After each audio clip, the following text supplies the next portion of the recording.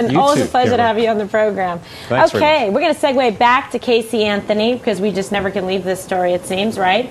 And we have on set with us a very special guest, a very learned individual, a former prosecutor like myself, right? And you are also the Inspector General for Yonkers, New York. Explain to us what that is. I find that kind of an interesting title. Well, the Inspector General's office is a watchdog office for the taxpayers of the city of Yonkers. So it's within the government. I'm appointed by the mayor and confirmed, but then I'm independent in order to investigate, audit, look at ethics violations, theft of money from the city, all sorts of allegations of wrongdoing we investigate. So you must be incredibly busy. It's a busy job, but I enjoy it a lot. Okay, well, fantastic. I'm sure you're a great guy for the job. And so, Dan Schorr, we're going to talk to you about the Casey Anthony trial. You've been following it. A lot of people speculating about the defense case. Do they need to put forward, more evidence to suggest that in fact she drowned, since they brought it up in their opening statement? Do you think Casey Anthony will testify? It's hard to see how her testimony will actually help her, because she'd have to explain away so many inconsistencies and so much bizarre behavior. If she could come up with some plausible scenario, then that would help, but it seems that would be very difficult. And the prosecution's been very good cross-examining defense witnesses, and I think they must really hope that Casey Anthony does testify, because they would, through cross-examination, show a lot of bizarre behavior. And if I was the prosecution, I'd be hoping she testifies, but I don't see how it helps her case. Now, what did you think about, and do we have that clip from the trial of Cindy Anthony? All right, let's roll that and I'll get your reaction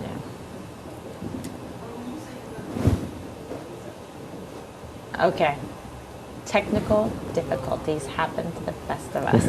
We'll see if we get that ready. But basically in it, she's testifying that she's the one that was searching for chloroform, but not, ways to make it. But that term came up. But there's 84 searches on there. Do you think that that was helpful, at least, by the defense to try and suggest that maybe it was, Cindy and not Casey that were doing the searches? Because that's part of their premeditation and intentional killing. Right. If the jury believes that, it hurts the prosecution's case. But there are so many problems with that argument. The first one is that the work records show she was at work during the time of these searches. Second of all, there are so many searches, and she even says that she didn't make all those searches. And I think most significantly, chloroform is found in the trunk of the car where the prosecution believes the body of the victim is found, or not found, but residue of decomposing body is found there. For her to accidentally come up in a Google search with chloroform, and that coincidentally is the same chemical that's found in the trunk where her daughter put a body of her daughter, that's such a tough coincidence to really believe. And finally, you look at motive of the witness, and she has her daughter facing a possible death penalty, even though it's unlikely. And I think that's a strong motive for her to say what she said. And as a prosecutor, you want to argue to the jury that this person has a motive. Lot. Absolutely. Mama's always taking the stand.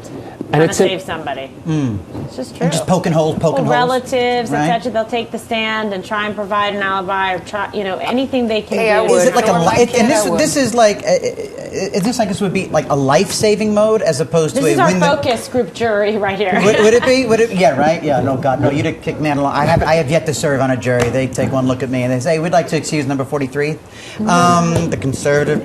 No, it would be again. Is this like a life-saving thing? Not so much a get her off, but rather just save her from the death penalty, or maybe even from a first. I don't know. Yeah, that's certainly one theory, that they're trying to stop her from being executed. However, I think it's so unlikely that the jury would give the death penalty in this case because of a variety of factors, that if they're just spending all their work just to save her from the death penalty, and they're just going to go along and accept that she'll probably be convicted of something, they may be doing their client a disservice. Excuse me? Why wouldn't they? Why wouldn't you think they would give her the death penalty?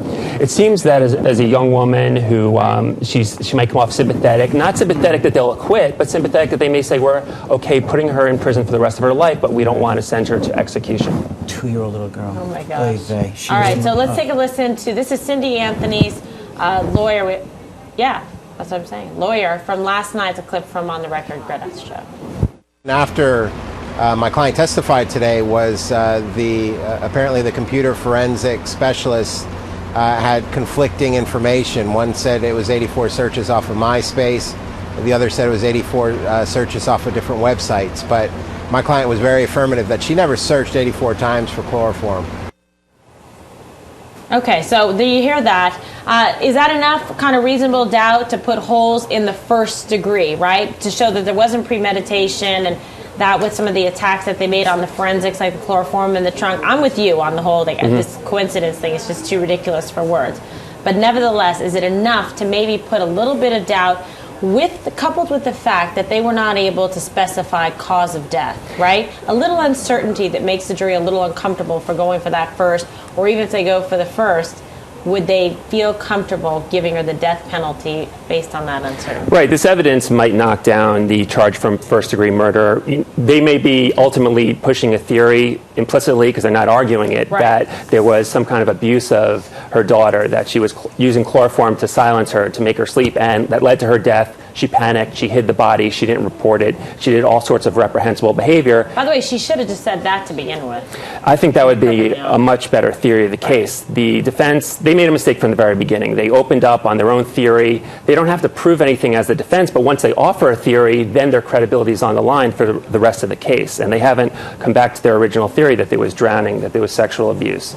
And so sad, because the grandparents would have taken this child and kept her and raised her, and it's really upsetting. Anyway, you did a great job. It was really nice having you on the program, and now we know who to call for all of our other corruption stories that we do, right? Yeah, totally. It'd be my pleasure. Thank you. Yeah, it'd be great. Okay, so Dan Schorr, he's Inspector General, Yonkers, New York, and former criminal prosecutor. We're going to take a quick commercial break. Chris Kensler's on deck. He's our senior entertainment editor with a new edition of Oh No They Didn't.